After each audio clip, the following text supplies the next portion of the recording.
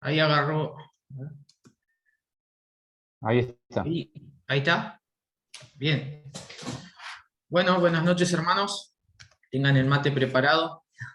Va a ser re larga la clase. No tengan miedo. Vamos a empezar a avanzar ya con la epístola. Intentaré aproximarlos a 3 capítulos, que son el segundo, el tercero y el cuarto. Y antes de empezar, vamos a orar. Creo que Timoteo la epístola, ¿no? Nos va a enseñar mucho en términos de lo práctico que es la doctrina aplicada en la vida cristiana. Entonces, vamos a orar y vamos a pedirle al Señor que nos hable más allá de todo lo que podamos aprender en términos de la parte escritural, que el Señor nos ayude a poder entender algo y hacerlo propio, personal, y poder aplicarlo en la vida práctica. Así que oramos y después comenzamos. Gracias, Padre Celestial, por esta oportunidad que nos das de aprendizaje de tu palabra. Gracias por este contexto que es el instituto. Gracias porque nos enseñás y porque lo haces de forma personal, pero también gracias por usar a diferentes personas para que nos acerquen la verdad. Gracias por permitirme ser parte de esto. Bendice a cada hermano que participa, Señor, también. Bendice su vida espiritual, su comprensión de la palabra, bendice su vida en lo particular, en lo ministerial, y que todo esto sirva, Señor, para que las iglesias en esta zona estén sólidas y que podamos ser iglesias que vivamos el Evangelio, que lo prediquemos, pero también que lo podamos expresar en amor. Gracias, Padre, por todo. Bendice esta clase, en especial bendice lo que podamos aprender en esta noche, que sea de practicidad para nuestra vida. En nombre de Cristo Jesús. Amén. Bien. Bueno, hermanos, vamos a ir a 1 Timoteo, capítulo 2. Ya hablamos acerca del capítulo 1, introducirnos en ese capítulo sería como un poco redundante, no quiero perder tiempo, son 3 capítulos y creo que tenemos abundante para decir en cuanto a esto. Así que vamos a ir avanzando y cualquier cosa que ustedes tengan para preguntar, opinar, lo hacen, porque en ese sentido no hay desperdicio, así que lo pueden hacer. Bien, como siempre les decía a mí me gusta tomar por lo menos algún versículo de las secciones que vamos a ir aprendiendo, y este es un texto que aprendemos en la escuela dominical, lo aprendemos en la edad espiritual que tengamos. Cuando conocemos a Cristo hay textos que nos llaman la atención y este es uno de ellos. Está en el capítulo 2, verso 5, que dice: porque hay un solo Dios y un solo mediador entre Dios y los hombres, Jesucristo hombre. Y esto me llama poderosamente a mí la atención porque Pablo va a hablar y va a colocar a Jesucristo hombre para hablar acerca de cómo debe ser el culto en la iglesia, cómo debe ser el culto público en la iglesia. Y esto lo vamos a conectar ahora cuando avancemos sobre el tema. En cuanto al bosquejo de lo que vamos a aprender en el capítulo 2 y en el 3, Pablo va a dar instrucciones en cuanto al culto de la iglesia. Nos vamos a referir a lo que sería el ámbito público del trabajo ministerial que hacían los hermanos en aquel lugar, como lo que hacemos en la iglesia nosotros, tratando de hacer más contemporánea la idea. Es lo que hacemos nosotros cuando vamos a la iglesia en el ministerio que nos toque, ¿sí? A los varones en ciertos ministerios, a las hermanas en ciertos ministerios. Así que va a hablar Pablo acerca de la oración como una necesidad esencial y del rol femenino. Y también no es el único lugar donde habla del rol femenino para la iglesia, pero es un lugar importante. Tiene algunos puntos aquí Pablo que enseñamos en el capítulo 2. Y después también Pablo nos va a hablar acerca en el capítulo 3 lo que tiene que ver con el liderazgo de la iglesia. Va a hablar del culto de la iglesia y va a hablar de la oración, del rol femenino, pero también del liderazgo. Y se va a referir a los ancianos, los requisitos, él va a dar instrucciones, va a referirse a los diáconos, es decir, servidores que tienen tareas prácticas y son dirigidos por los ancianos para llevar estas tareas y tienen que tener buen testimonio, y también va a hablar acerca de los requisitos para todo hombre de Dios en el servicio, ¿sí? Así que bueno, vamos a introducirnos en esta parte. Con respecto al culto público, Pablo se va a referir inicialmente a la oración.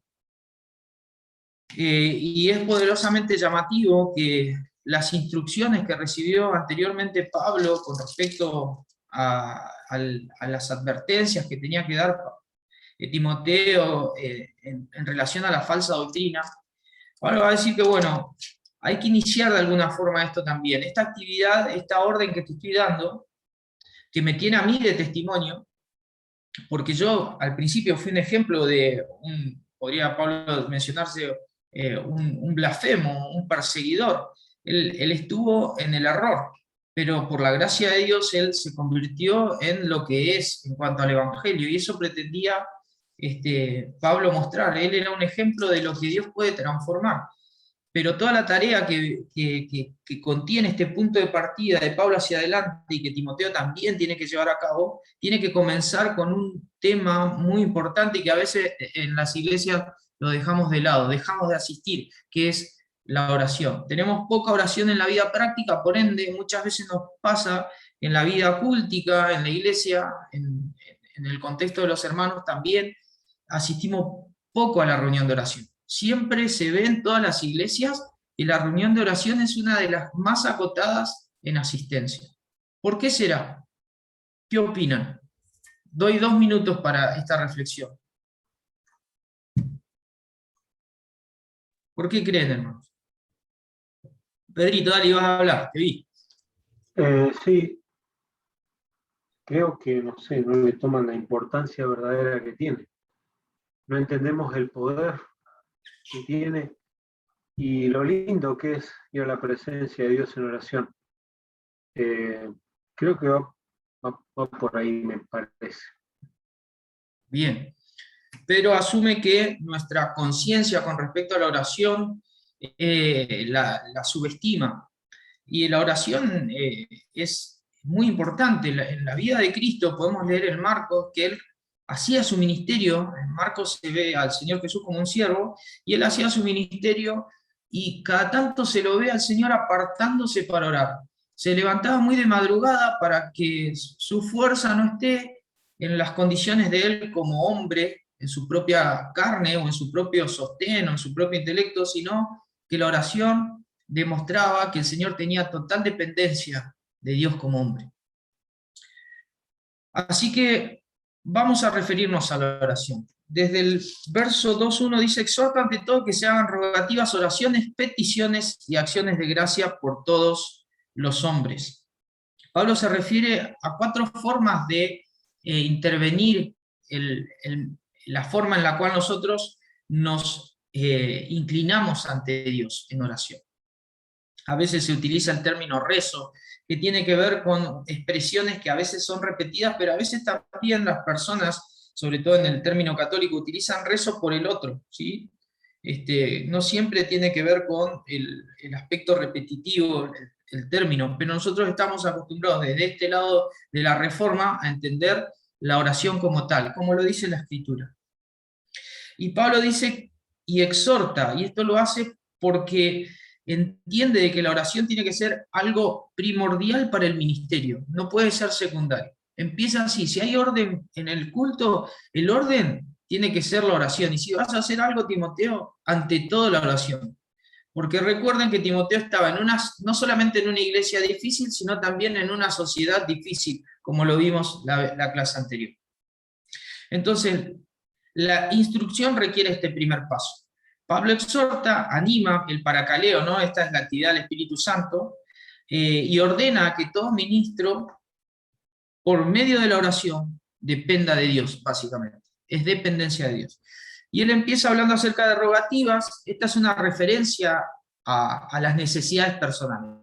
Si vas a orar, hacelo con ruego si es por parte tuya. ¿Sí? Hay cosas que nosotros personalmente requerimos, y Pablo está pensando en que hay rogativas que tienen que ver con uno mismo. Pablo también va a mencionar las oraciones como la forma en la cual nosotros hablamos con Dios, pidiéndole guía, ayuda, asistencia para todo lo que requerimos, no solamente en vista a nosotros, sino también en vista a los demás. Va a hablar acerca de peticiones, y aquí Pablo utiliza un término que tiene que ver con el ser intercesores en relación a otros. Viste que en las iglesias pasa de que hay alguno que no se acerca a la iglesia, pero pide oración. No sé si le ha pasado. Pide oración por un familiar. ¿Sí? Yo no soy creyente, pero ¿sabes qué? Te voy a pedir que ores por tal. A nosotros nos pasa muchísimo. Entonces, nosotros podemos ser intercesores en los términos de que oramos ante Dios por esa persona. Y no oramos solo por su necesidad, sino que ante esa necesidad nosotros vemos en eso la posibilidad de llevar el Evangelio.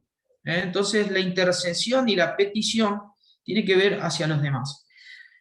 Y esto no tiene límite, oramos por los demás en los términos de que por ahí nos piden, como también en los términos de que alguien nos odie. ¿Sí? La petición puede ser hacia alguien que no nos ame, no hay límite en cuanto a eso, tiene que ver hacia los demás. Y siempre con acciones de gracia, porque nosotros entendemos que vamos a Dios agradecidos sea cual sea su respuesta, y nos cuesta a veces esto, ¿no? Pero la acción de gracia está implícita en nuestras peticiones, en nuestras oraciones y en nuestras rogativas.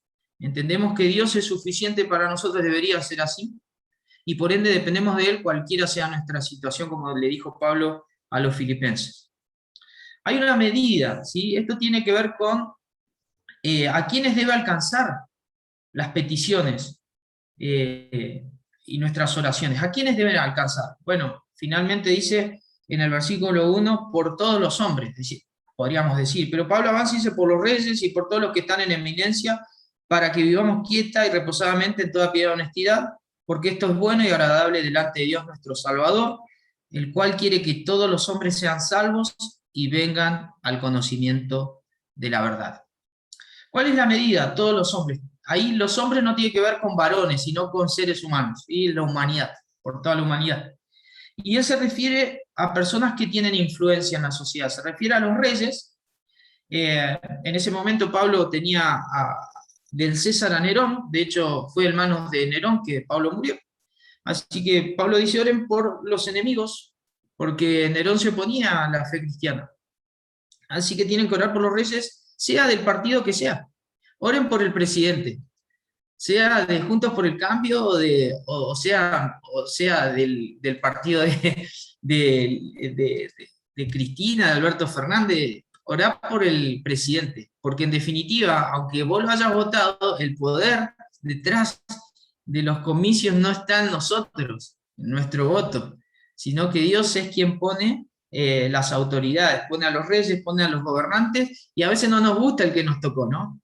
Ese lo votó el otro hermano en Cristo y no entiende nada de política, podríamos decir.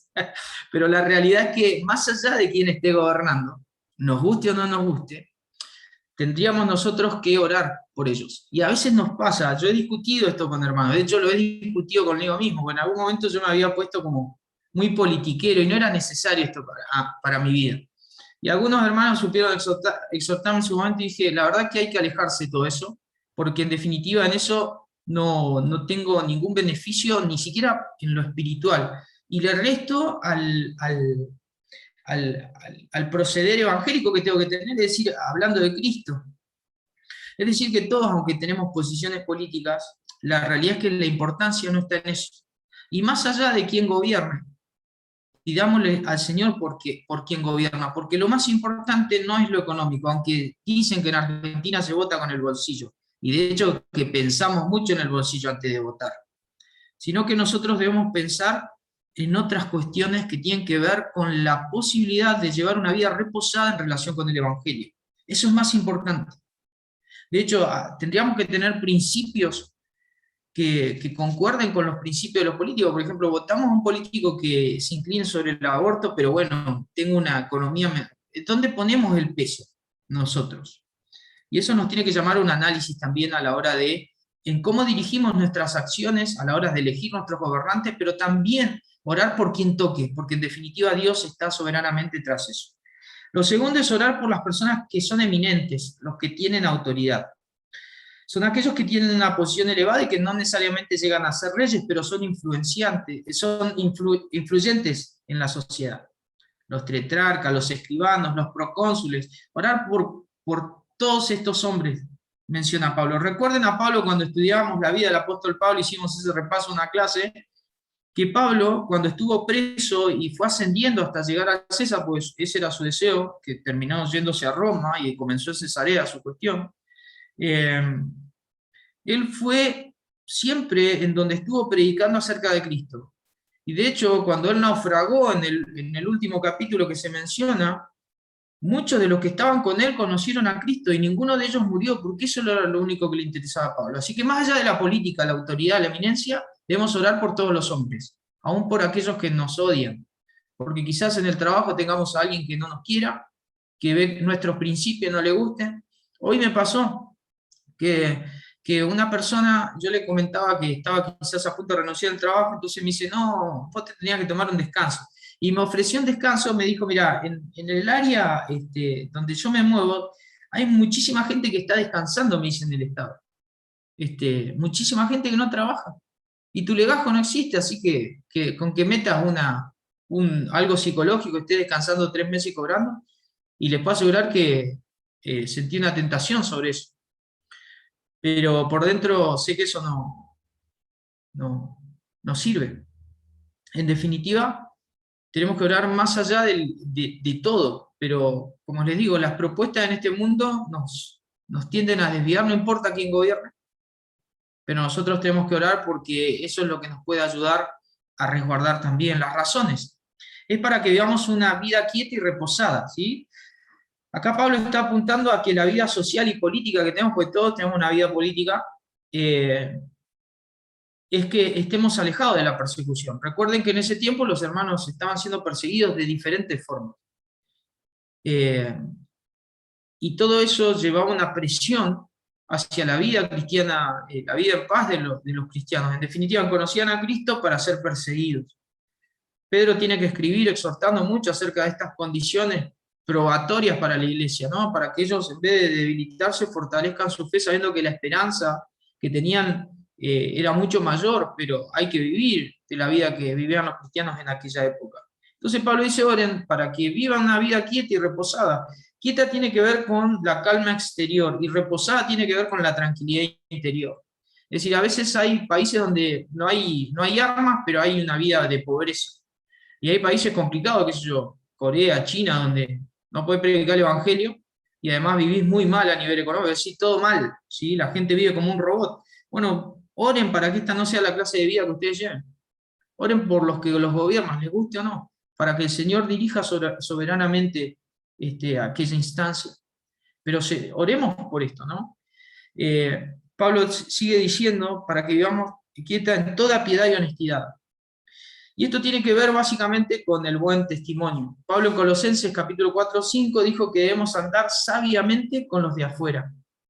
Así que Pablo va a decir, por ejemplo, en el capítulo 3, verso 7, hablando de los ancianos, dice, también es necesario que los ancianos tengan buen testimonio de los de afuera. En cuanto a las ancianas, en el 5:10 va a decir que tengan testimonio de buenas obras. En cuanto a los esclavos, en el 6:1 va a decir, todos los que están bajo yugo de esclavitud tengan a sus amos por digno de todo honor, para que no sea blasfemado el nombre de Dios y de la doctrina. ¿Sí? De hecho, Pedro va a hablar a que en toda nuestra manera de vivir mostremos al Señor, para que los que nos calumnian glorifiquen a Dios, pese a lo que nos pasa. Entonces, oramos por los reyes, para poder vivir quieta y reposadamente, pero nosotros cómo debemos vivir, le dice Pablo a Timoteo, debemos vivir en toda piedad y honestidad, no como los hermanos de Tesalónica, ¿se acuerdan? Que se habían vuelto visitadores, contenciosos, y a veces en esa forma de vida no trabajaban ni se ganaban el pan, y se aprovechaban de aquellos que estaban en buen estado económico. No, así no debe ser nuestra vida. Y en definitiva dice, porque esto es bueno y agradable delante de Dios nuestro Salvador, el cual quiere que todos los hombres sean salvos y vengan al conocimiento de la verdad. Es decir, ¿cuáles son los motivos para orar? Los motivos son básicamente para vivir tranquilos, para que el Evangelio de esa manera lo podamos llevar con tranquilidad, también para que nosotros podamos vivir una vida testimonial, agradando al Señor, y finalmente para que de esa forma la gente conozca el Evangelio y el testimonio, y la gente sea salva. Fíjate lo que dice este Evangelio, que a diferencia de los hermanos calvinistas que sostienen que solamente el Señor buscó a sus escogidos para salvación en los términos de que Él murió solo para que sean salvos aquellos que son escogidos, Pablo dice acá, el cual quiere que todos los hombres sean salvos, todos. El deseo del Señor es que todos los hombres sean salvos y vengan al conocimiento de la verdad. Toda esta instancia, todo el testimonio y aún toda la oración termina como culmina en este punto que es importantísimo, y es decir, que todas las personas terminen conociendo al Dios a quien oramos, para que Dios actúe, para que Dios sea, en definitiva, el que logre la salvación en las personas. Vos fíjate que la salvación, en Mateo, lo voy a buscar yo, 5:44, lo voy a leer.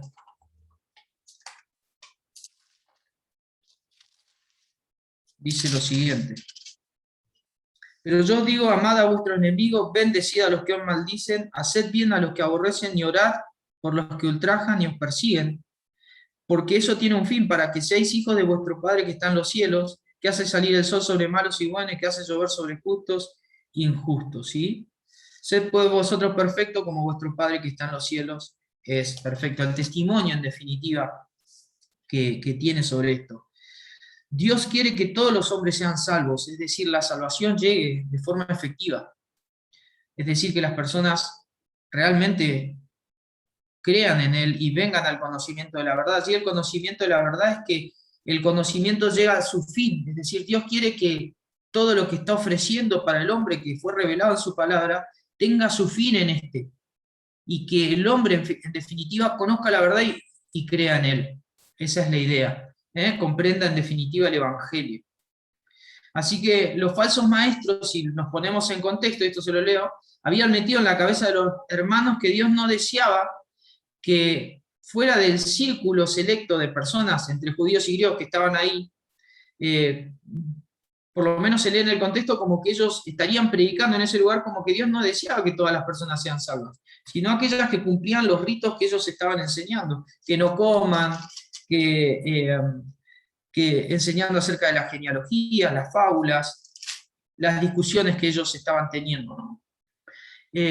Sin embargo, Pablo cambia la esfera y él pone un Dios que es salvador y que intencionalmente Dios quiere salvar a todas las personas, ¿sí? Que todas las personas vengan al conocimiento de la verdad.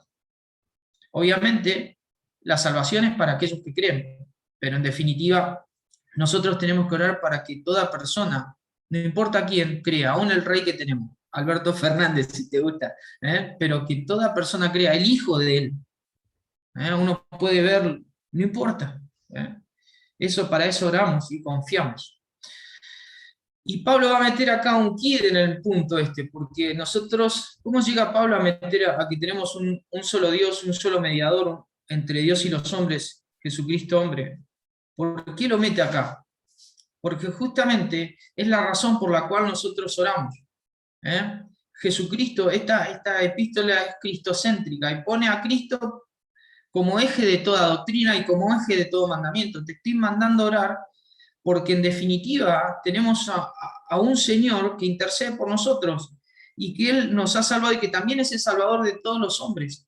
Es por Cristo que nosotros hoy somos salvos, podemos orar, podemos llevar la vida que llevamos, podemos ser de testimonio y en definitiva nuestro testimonio que sea algo bueno para que las personas conozcan acerca de Él. Un Dios, el Dios que envió al Señor Jesucristo, el Dios que salva, el Dios que envía también al Espíritu Santo para convencer al pecador, para redarguirlo, para mostrar la palabra. Un único mediador. Mediador tiene que ver acá con una persona que interviene para lograr la restauración o la paz entre dos partes. Es quien ratifica un pacto también. Y este es el Señor, es el Rey, es el Mesías, es el que nosotros conocemos, es decir, la autoridad para ser quien es. Y dice un mediador entre Dios y los hombres, Jesucristo hombre. ¿sí? Allí la palabra tiene que ver con la salvación, no es salvos en los términos que entendemos, sino que tiene que ver con redención, porque él dice, el cual se dio a sí mismo en rescate por todos en el verso 6, de lo cual se dio testimonio a su debido tiempo. Fíjate, él es un redentor, no solamente es mediador, sino que también él va en rescate por nosotros, y al ir en rescate por nosotros nos salva. Y no nos salva y no nos salvó simplemente comprando, pagando por precio, como pensamos en un mercador comprando alguna cosa para ubicarla en otra, sino que él hace del pago de su propia vida, él se coloca en relación con la deuda que el pecador tenía, y él asume toda la culpa que el pecador tenía, y de esa forma lo salva. Por eso la compra que hace Cristo no es con dinero, sino con sangre, ¿sí? Con la sangre de su propio acto salvífico allí en la cruz. Viste que el Señor dijo en Marcos 10:45, yo no he venido para que me sirvan, sino para servir y para dar mi vida en rescate, en salvación por muchos. Así que a su debido tiempo, dice Pablo, es decir, se refiere en los tiempos en los cuales Dios envió a su Hijo para que el Hijo logre la salvación que logró. Pablo esto lo menciona en Gálatas 4, 4 y 5, cuando dice que también a su debido tiempo Dios envió a su Hijo nacido de mujer y nacido bajo la ley. Esto lo vieron con Fernando, ¿se acuerdan? Cuando estudiaron Gálatas. Así que bueno, se refiere a eso, el cual a su debido tiempo dio testimonio, es decir, pagó por nosotros un valioso precio, su propia vida, por pecadores como nosotros. Así que este guía es muy importante para entender lo que sigue diciendo Pablo, porque Pablo va a decir que él se convirtió en un mensajero de Cristo. Pablo va a mencionarse en el verso 7, dice, por esto yo fui constituido predicador y apóstol, digo en verdad en Cristo no miento, y maestro de los gentiles, en fin, verdad. ¿Por qué Pablo mete el paréntesis, digo en verdad en Cristo y no miento?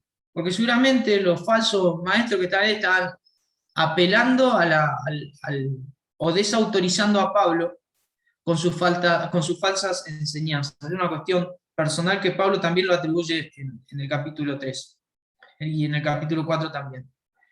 Pablo dice que es predicador, es decir, es un mensajero designado por un rey para proclamar su mensaje.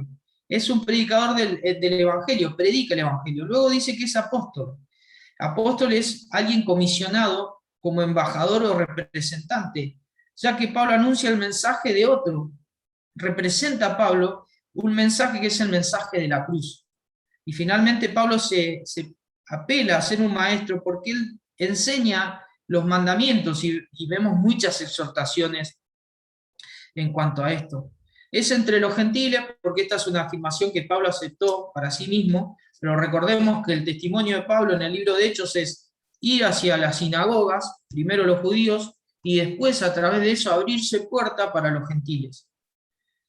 De fe y en verdad, esto tiene que ver la fe en cuanto al Evangelio, la doctrina, y verdad es aquello que no se esconde, tiene que ver con aquello que se manifiesta producto de la doctrina, producto de la fe.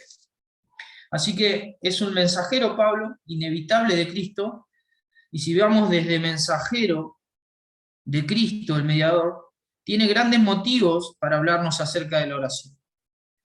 Ahora, finalmente hay una manera en la cual la oración se debe llevar a cabo. Entonces Pablo va a decir, bueno, llegué hasta este punto, metí a Cristo en el medio, del cual yo soy mensajero. Tengo autoridad para decirles esto, lo que les estoy diciendo.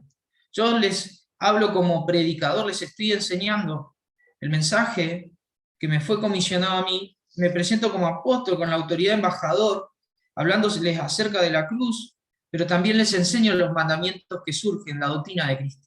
Entonces les voy a enseñar la manera, dice Pablo. Quiero pues que los hombres, en el verso 8, en todo lugar, oren en todo lugar, levantando manos santas sin iras ni contiendas.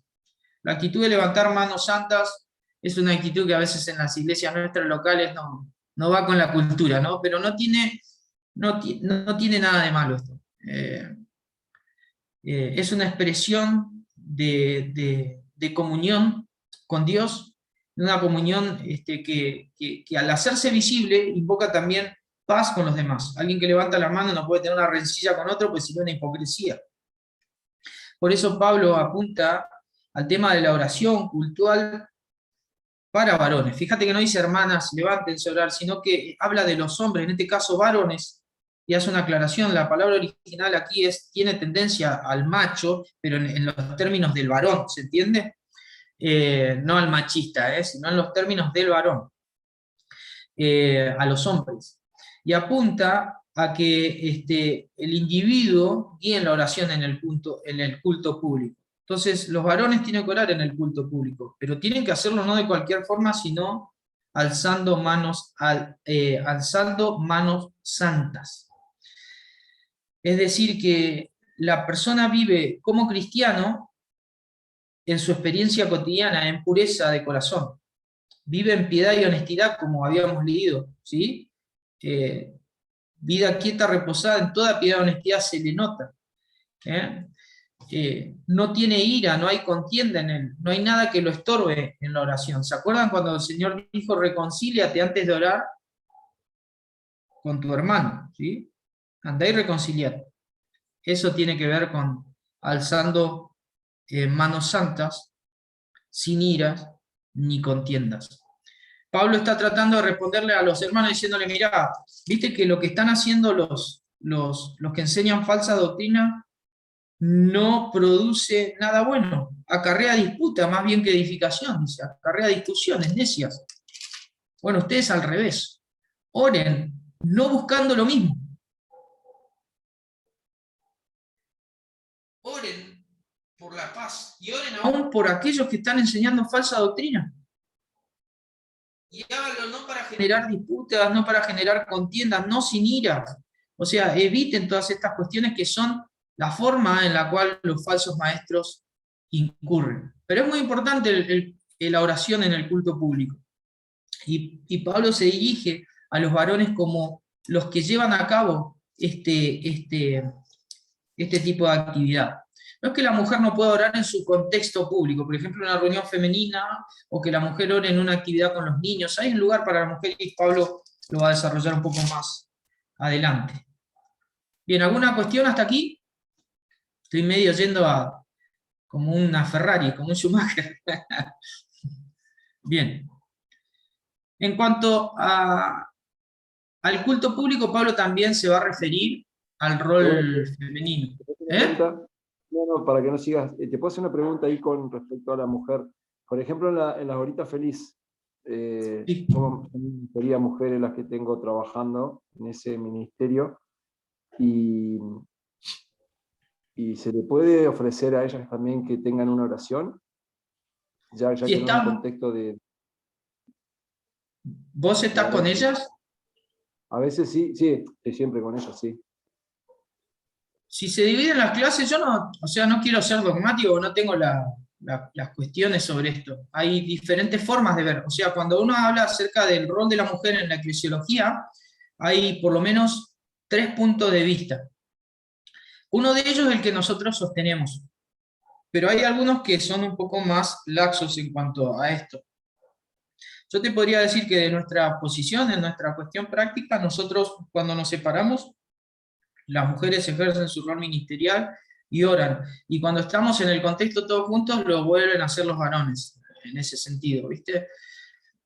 Pero la oración no sería ningún acto de desobediencia en ese contexto, ¿sí? Ahora igual vamos a ver algo con respecto al rol femenino, Justamente en eso entramos, Gusti. Pero no tengo un dogma sobre eso. Después le vamos a preguntar a Fer o a Liz qué opinan sobre eso, porque ellos son ancianos de iglesia, ellos toman decisión.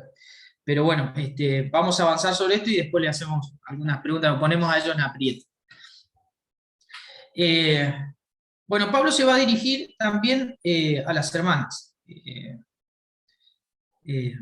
No va a hablar acerca solo del rol público de las oraciones que los hombres deben llevar a cabo, sino que va a hacer un punto aquí, dice asimismo, es decir, va a continuar como en el rol del culto, y así como viene hablando de los hombres, va a decir este conector a sí mismo, y va a decir que las mujeres, en el verso 9, se atavían de ropa decorosa, con pudor y modestia, no con peinados ostentosos, ni oro, ni perlas, ni vestidos costosos, sino con buenas obras, como corresponden a mujeres que profesan piedad. Así que Pablo va a referirse a la vestimenta. No es que Pablo esté tratando de controlar si la hermana usa pollera o si usa un jean, ¿sí?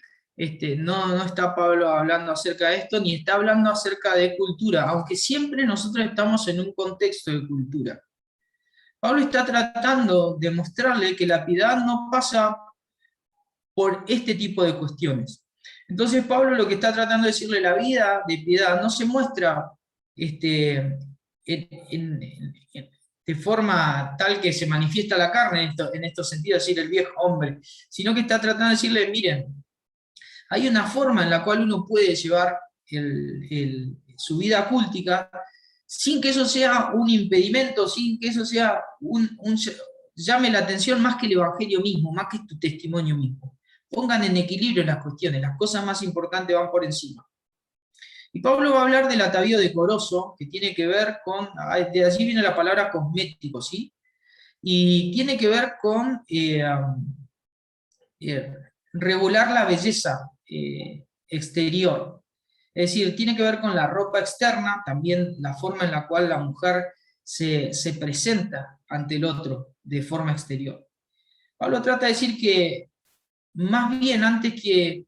Está bien el decoro, sí, pero eso no es lo más importante, aunque debe ser importante. Pero Pablo está tratando de decir que eso, aunque cumple cierta cuestión, hay que tener cuidado en no sobrepasarse. Siempre hay un límite, usen la sensatez.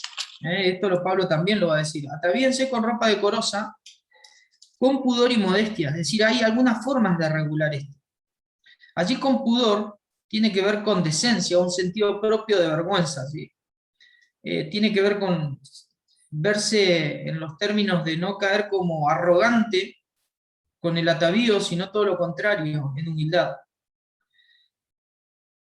Y esto lo tenemos que pensar, hay muchas críticas ahora sobre esto, ¿no? Se trata de decir, en definitiva, no es cómo la hermana se viste, sino que es la mente perversa de quien la está mirando, ¿no? Pero en definitiva se conjugan esas cuestiones. Porque una cosa desde el interior también habla de lo otro en el interior. Viste que hay muchas críticas, ahora vos ves en Facebook y en definitiva nadie ha entendido los principios que Pablo está enseñando en todo esto. Entonces ponen a la mujer como que puede ir vestida de cualquier forma porque el hombre es el que tiene que primero estar limpio, es decir, quien la observa tiene que estar limpio aquí. Y Pablo trata de decir que las cuestiones van de la mano. Pablo siempre ha exhortado que la lascivia no debe ser la forma en la cual el hombre viva, el creyente viva, sea hombre o mujer. Su mente no tiene que estar inclinada hacia las pasiones sexuales desenfrenadas, digamos. Esa no puede ser una forma de vida de un creyente. El creyente no debería tener la mente invadida por una cuestión así, que cada vez que ve a alguien, digamos, recrea en su mente cosas que no están bien. Pero de la misma forma lo exterior tampoco debe ser un método o algo proclive para eso, porque el enemigo utiliza todas estas cuestiones. Entonces Pablo va a decir, mira, hay una forma de vestirse con un sentido propio de vergüenza, ahí los dejo hablar. Y también habla de modestia, que tiene que ver con autocontrol. Es decir, que la modestia habla más bien de un refreno. Es decir, tenete en cuenta que quizás con esta vestimenta podés despertar en otra persona algo que tiene que ver con una cuestión de índole sexual. Y eso sucedía mucho en la cultura en la cual Pablo estaba escribiendo, por eso Pablo exhortaba en cuanto a esto. ¿Sí? ¿Alguien iba a hablar? Díganlo, ¿eh? Nosotros nos pasó una vuelta con Susi, fuimos a La Plata, nosotros fuimos a visitar a mi hija y nos congregamos allá, fuimos un domingo, la pasamos re lindo, fue linda reunión. Y había una chica, hija de uno de los ancianos, vestida de rojo, pero un rojo, era rojo, un vestido hermoso. Muy bonito el vestido, la chica era muy elegante, pero estaba muy, como dice acá, tenía mucho mucha ostentación, ¿sí? Y vos sabés que cada vez que ella se paraba, era un punto de atención, ¿viste? Porque todos la miraban, todas las personas, mujeres, ¿no? Pero era muy llamativo el rojo y toda su vestimenta. Y después con Susi, bueno, leyendo acá y más o menos, y sacamos en conclusión que no es bueno. Pedimos la razón a la palabra, ¿no? Y bueno, pero es para notar eso, que distrae muchas veces a lo que se está haciendo en la iglesia, y es un punto muy, muy clave. No te conviertas en un foco de atención con tu ropa, ni por muy zaparrastrosa, que tampoco es conveniente, porque si anda a bañarte, ni con algo que en definitiva marque una tendencia en la moda, qué sé yo. El tema es que a veces nosotros pretendemos atención por la vestimenta y deberíamos alejarnos, despojarnos de ese sentido de pertenencia viste que ahora la moda impone, por ejemplo, ¿no? Y antes el tatuarse era signo de delincuencia. Y hoy si no te tatuás, no estás a la moda, ¿no? Antes te tatuabas y eras sinónimo de HIV positivo, de alguna enfermedad. Y hoy no. Entonces, eso es todo cultural. Y las culturas pasan, y muchas veces los cristianos están enredados en esas cuestiones. Pablo pretende que nuestro cuerpo sea templo de Dios y que lo maneje Dios. Y si Dios maneja nuestra vida, puede indicarnos cómo vestirnos con pudor y modestia. Porque si bien esto es hacia el rol femenino en la cuestión cultica, porque también en la cultura antigua estas cuestiones sucedían, esto nos sirve a nosotros los varones también, nos sirve a todos. De esto aprendemos todos, el pudor y la modestia, atavío decoroso, también nosotros los varones. Yo lo tomé muy para mí. Sin ostentación, acá se refiere a los peinados ostentosos que tenían que ver con los adornos. En la antigüedad las mujeres atraían mucho en términos sensuales a través de los adornos que se ponían. Entonces los peinados eran costosos porque se adornaban con oro, con plata, y de hecho los vestidos también. Así que muchas veces en la antigüedad, la mujer cuando quería ocupar un rol ponderante y aún a expensas de lo que piensa el marido, ¿qué hacían? Se vestían de tal forma que llamaban la atención. Y esto incomodaba muchas veces en la sociedad antigua el marido, y de esa forma se empezaban a originar los chismes y demás. Sucedía así. Entonces, mientras más la mujer quería lograr independencia en su rol como mujer y en la sociedad antigua, allí bajo la Pax Romana, en Asia Menor, ahí en Éfeso, se ataviaban más mostrando independencia o cierta igualdad con respecto al rol que tenían sus maridos o la autoridad que tenían esto. Entonces, más ostentosas se vestían para mostrar esto. Y Pablo dice, ustedes no tienen que llevar el mismo rol, el mismo pensamiento, ¿sí? No tienen que ser como grande la diosa Diana, ¿no? Como Artemisa, sino todo lo contrario. Ustedes tienen que ser, mostrar la belleza a través de un atavío que es superior, 10.000 veces superior, que es el de las buenas obras, el que es compatible con la piedad, así como los hombres culticamente tienen que levantar manos santas, sin ira, sin contienda. La mujer tiene que, si vestirse de algo que llame la atención, que sean las buenas obras. Pero esto también es un mandamiento para todo creyente, ¿sí? Pero Pablo estaba hablando ahí específico al rol y a los problemas que tenían ahí con los hermanos, cómo conducirse en la iglesia. En cuanto a su conducta, Pablo dice,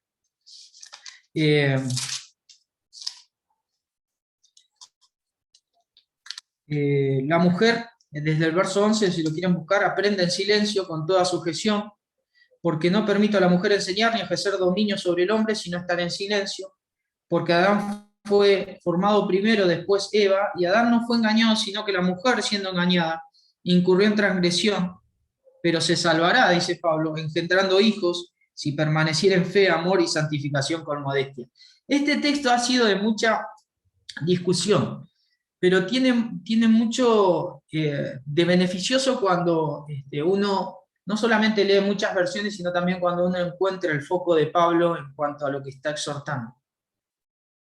En cuanto a su conducta, esto tiene que ver no con una opinión apostólica, sino que tiene que ver con autoridad apostólica, ¿sí? No es una prohibición al ministerio, sino que tiene que ver con la regulación, el orden de la esfera pública en donde la mujer se va a mover en el ministerio. No es opinión de Pablo, sino que es instrucción, es autoridad de Pablo en cuanto a cómo debe ser el rol femenino en la actividad pública. Hermanas, prendan las cámaras. Las quiero ver mientras lo digo. Bien, no se asusten, no se asusten. No, en realidad de hecho en el Antiguo Testamento ni siquiera la mujer entraba al templo, así que bueno, un poco agradecida. En el atrio, hermana, y allá. Bueno, David también, viste que él decía que él amaba estar en los atrios, pero él no podía llegar a la función sacerdotal, así que hasta ahí también él llegaba. Bien, Pablo dice no permito. Esto tiene que ver con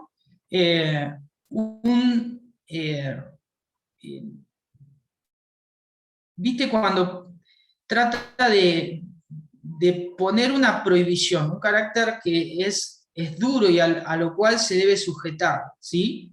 Es bajo la autoridad que tiene Pablo. Y él está hablando como apóstol, pese a que haya dicho que aunque hay muchos, digo en verdad y no miento, dice Pablo, Pablo es apóstol. Y Pablo habla acerca de que él no va a permitir esto, ¿sí? Y en los términos de lo que vamos a ver más adelante. Pero va a decir esto, la mujer aprenda en primer lugar en silencio, ¿sí? Aprenda en silencio. Culturalmente en la antigüedad, tanto en la esfera judía como en la greco-romana, las mujeres tenían acceso al conocimiento pero parcial. Por ende, normalmente no desarrollaban, digamos, la capacidad filosófica e intelectual de la misma forma que los hombres por el acceso. No tenía que ver por imposibilidad ontológica, no era que la mujer no podía, sino que no tenía acceso. Las mujeres a veces podían asistir a las sinagogas, pero no tenían posibilidad de entrecortar y hacer preguntas. Las preguntas las tenían que hacer en la casa. Se tomaba muy mal que una mujer esté intentando aprender. De hecho, no había discípulas. Los grandes enseñadores no tomaban mujeres como discípulas para que sigan las enseñanzas. Solo los varones. Había una cuestión cultural en todo esto. Pero Pablo no está hablando de una cuestión cultural. ¿Implica lo cultural? ¿Está influenciado en aquel lugar? Sí. Pablo no está diciendo que la mujer no puede aprender o que está incapacitada para hacerlo como se tomaba en la sociedad antigua, como muchas veces los judíos también tomaban, sino que todo lo contrario. Pablo está poniendo a la mujer a través del aprendizaje en un lugar donde antes no lo tenía y donde antes se le rechazaba. Así que en vez de limitar a la mujer, como hoy se dice que Pablo es machista a través de esto, todo lo contrario, Pablo está ubicando a la mujer en el mismo lugar donde está el varón, en el culto público, y la mujer puede aprender.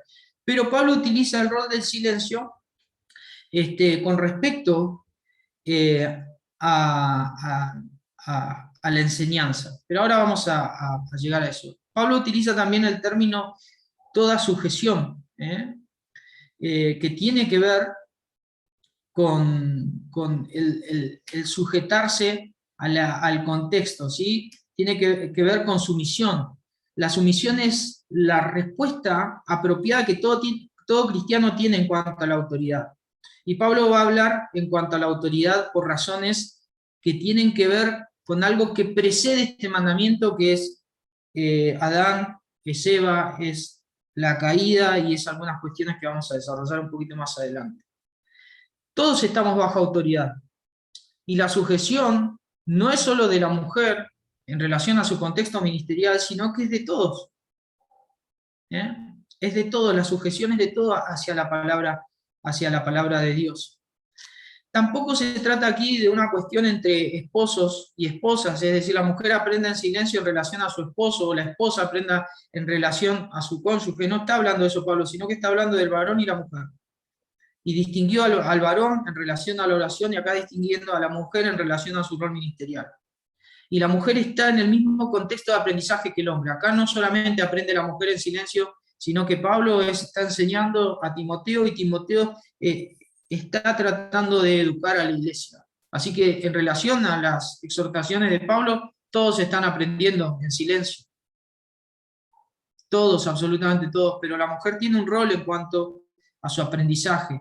Y es un aprendizaje basado en toda sujeción y en silencio. ¿Puede la mujer hacer preguntas? Más vale que sí, no se está refiriendo Pablo a una imposibilidad de mostrar interés en el conocimiento, todo lo contrario. Lo que está Pablo diciendo es que la mujer en su rol público, tiene un contexto de aprendizaje porque el varón ejerce su ministerio audible en cuanto a la enseñanza, pero no está impidiendo que la mujer enseñe. Sino que cuando hay un rol contextualizado en la iglesia donde está el varón tiene que tomar su rol como tal en el ministerio, y la mujer también su rol. Pero la mujer puede enseñar. De hecho, si la mujer aprende, ¿para qué aprende? Para enseñar. Entonces Pablo dice, todos aprendemos, los niños también aprenden. Pero hay un contexto también donde la mujer, dice Pablo, puede enseñar y puede generar grandes hombres de Dios. ¿Qué antecedentes preceden este mandamiento? Porque si nosotros decimos, bueno, la mujer aprende en silencio, con toda sujeción, ¿qué antecedentes preceden lo que Pablo está diciendo? Bueno, primero podríamos mencionar que Timoteo había sido enseñado por su madre y por su abuela. No fue enseñado por su padre, ni tampoco fue originalmente enseñado por el apóstol Pablo en cuanto a las escrituras. Pablo menciona que Timoteo había sido enseñado en las escrituras con una base materna. Así que ese antecedente precede lo que Pablo está diciendo, y lo precede en los términos de que las mujeres pueden ser grandes enseñadoras, pero deben aprender.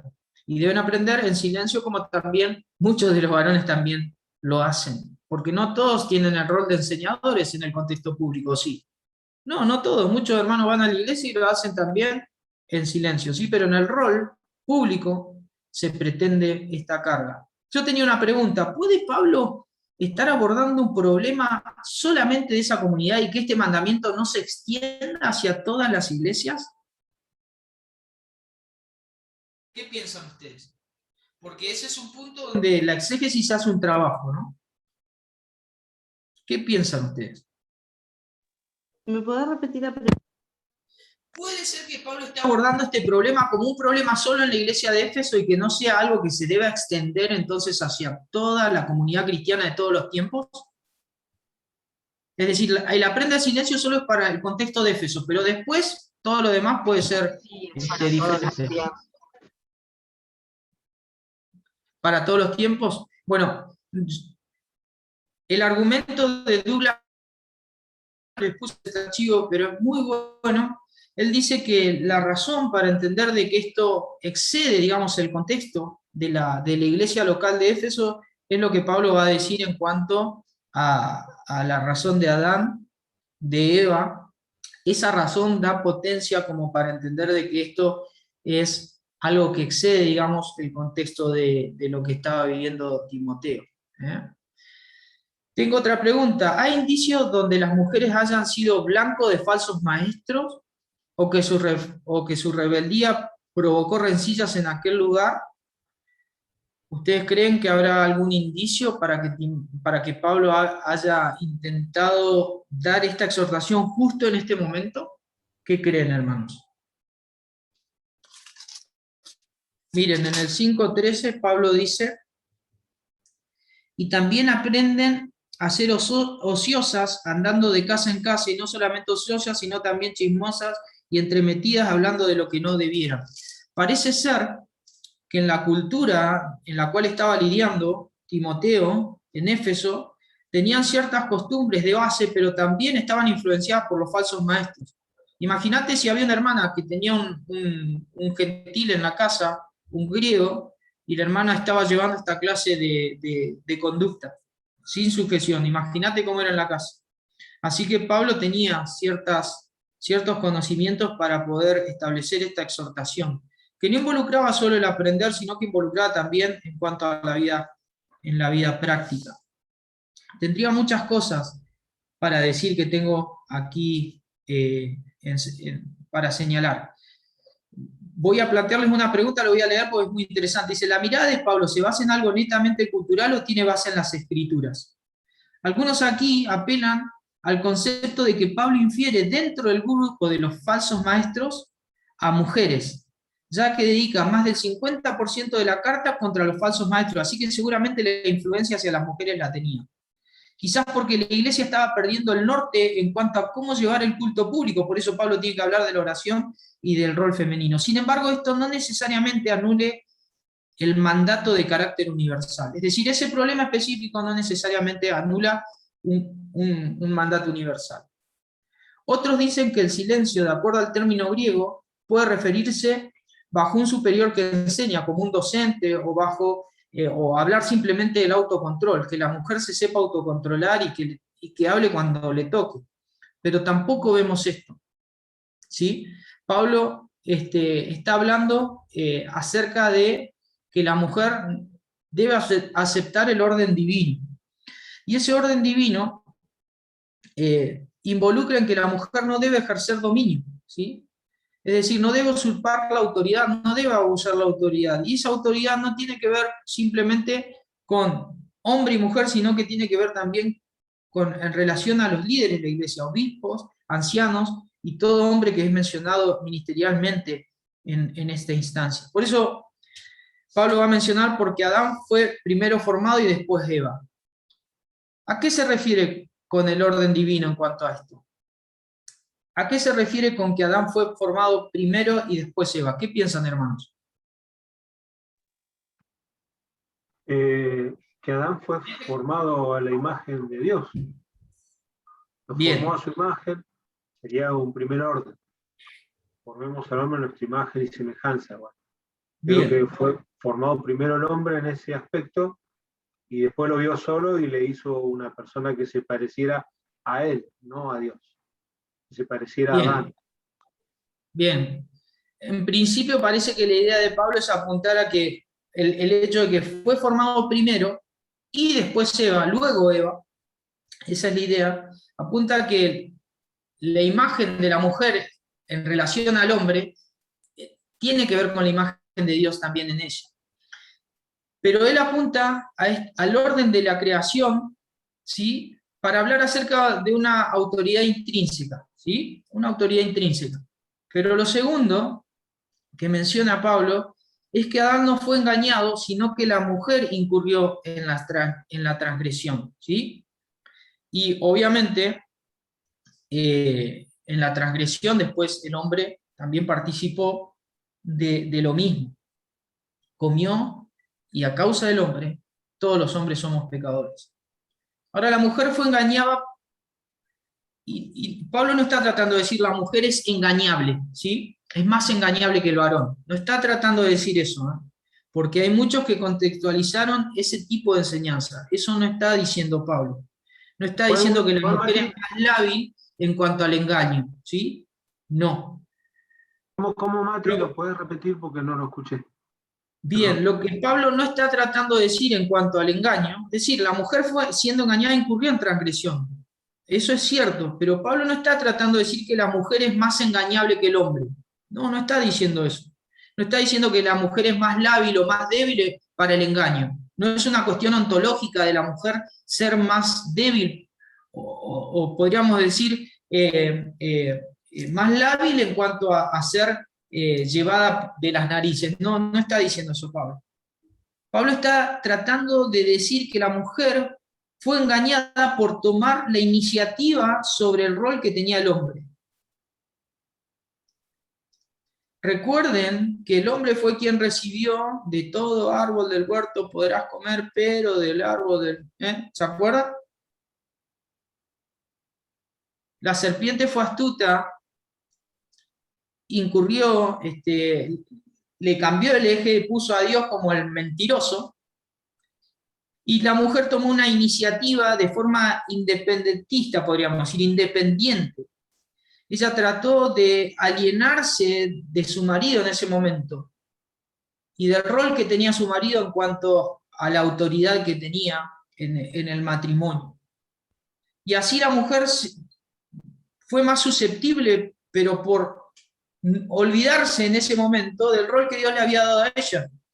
Podría haberlo consultado, pero se independizó en ese momento. Y en ese momento de independencia incurrió en la transgresión. Así que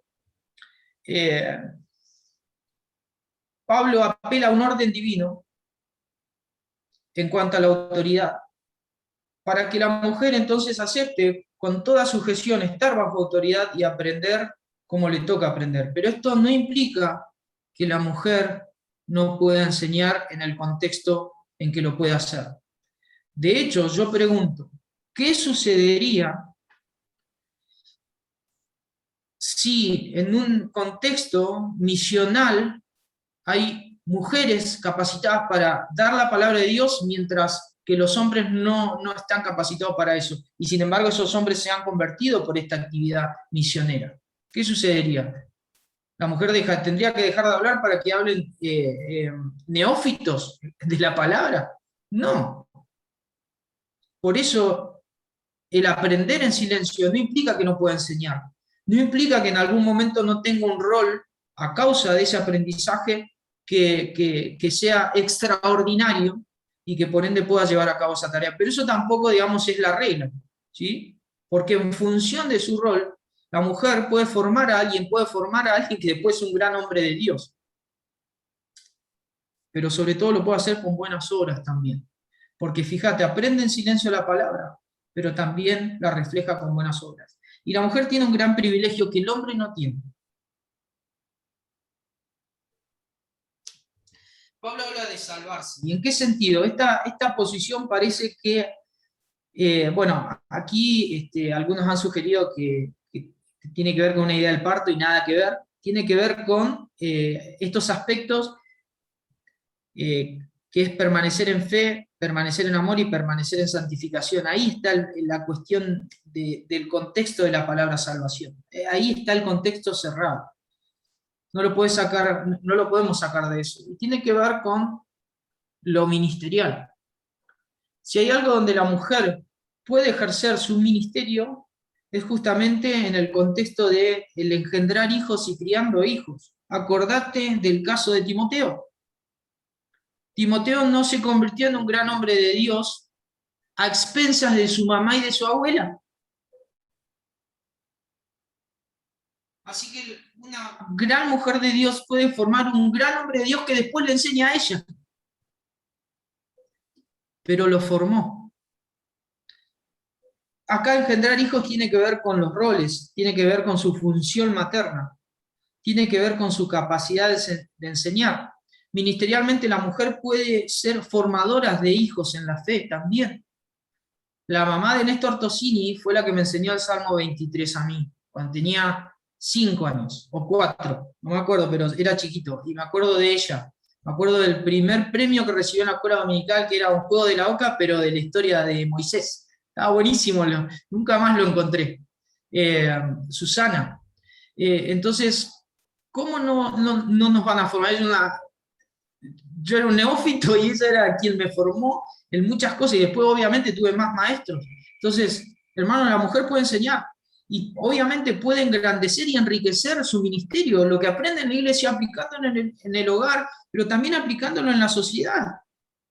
Una mujer puede enseñarle a otra, una mujer puede acercarse a un hombre también y explicarle el evangelio, porque lo ha aprendido en su gestión en la iglesia en silencio, ministerialmente hablando, ¿no? Así que bueno, allí también menciona la permanencia en la fe como testimonio de algo esencial, es decir, la mujer debe permanecer en lo que dice, no debe apartarse, porque si le va a enseñar a los hijos debe permanecer en relación íntima con Dios. Eso es una fe de carácter vívido, permanece en eso, continúa, es parte de su testimonio, no lo abandona, ¿sí? Porque sus hijos la están viendo, sean hijos en la carne o sean hijos espirituales. Lo otro es permanece en amor como testimonio de que Dios vive en ella y la ha transformado. Y finalmente en santificación, porque Pablo dice en fe, en amor y santificación con modestia, que tiene que ver con un testimonio, una conducta visible hacia quienes están en el hogar. Así que bueno, hasta aquí esta parte. Hermanas, no se sientan limitadas, de hecho ustedes están aprendiendo y están aprendiendo para enseñar, ¿sí? Y para enseñar en el contexto adecuado, ¿eh? Y eso es lo que hacemos todos. De hecho, yo aprendo también en silencio muchísimas veces. ¿Quieren que frenemos un ratito y después seguimos? Sí. ¿Puedo hacer un aporte, Mati? Sí. Bueno, una cosa que me parece importante, que había mencionado Pedro, que la imagen de Dios está hecha por el hombre y la mujer, no solo por el hombre, ¿no? Eso cuando dice Génesis capítulo 1, que los creó a imagen de Dios, lo creó, y dice inmediatamente varón y hembra los creó. O sea que la imagen de Dios no está representada solo por el hombre, sino por el ser humano, por el hombre y la mujer, ¿no? Que representan aspectos de Dios que el hombre solo no puede representar, ¿no? Como, qué sé yo, Dios dice como la madre que lo pone sobre las rodillas y lo cría, así es Dios con nosotros. O sea que hay aspectos de la mujer que representan igualmente el carácter de Dios, y la imagen de Dios está representada en conjunto por el hombre y la mujer. Y después, bueno, esto subrayar lo que dijo Mati, de que la referencia es a la creación, el versículo 13, que dice que primero fue formado Adán y después Eva. Claramente Adán le tuvo que enseñar a Eva, lo dijo Mati, pero lo quiero subrayar, que Adán le tuvo que enseñar a Eva el mandamiento que Dios le dio, porque primero le dio el mandamiento de qué podía hacer y qué no, y cuál era la instrucción para dominar la tierra y llenarla, y él se lo tuvo que transmitir a Eva, ¿no? O sea, él le tuvo que enseñar a Eva. O sea que Adán fue formado primero y le enseñó a Eva, que fue formada después.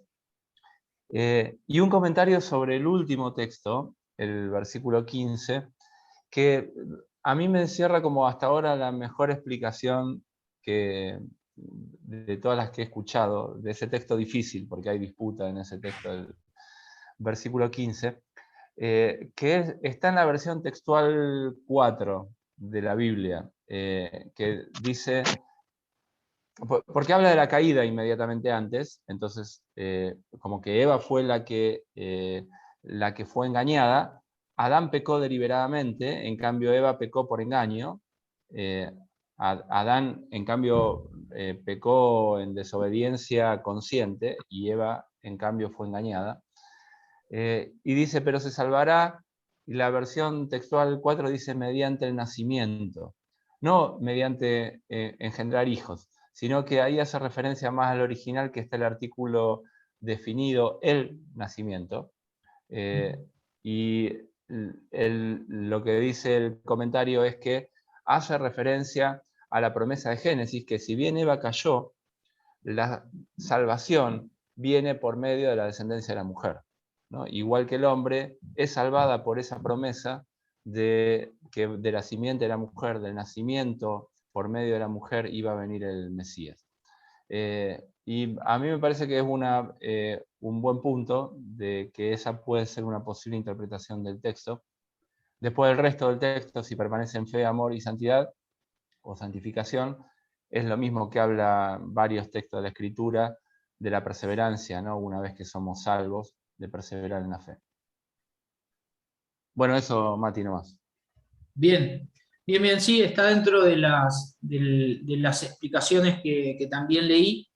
Yo tomé más, recuerden que estamos hablando de roles, antes de pasar, entonces estamos hablando de cómo debemos llevar a cabo nuestro ministerio, ¿no? Dentro del culto público.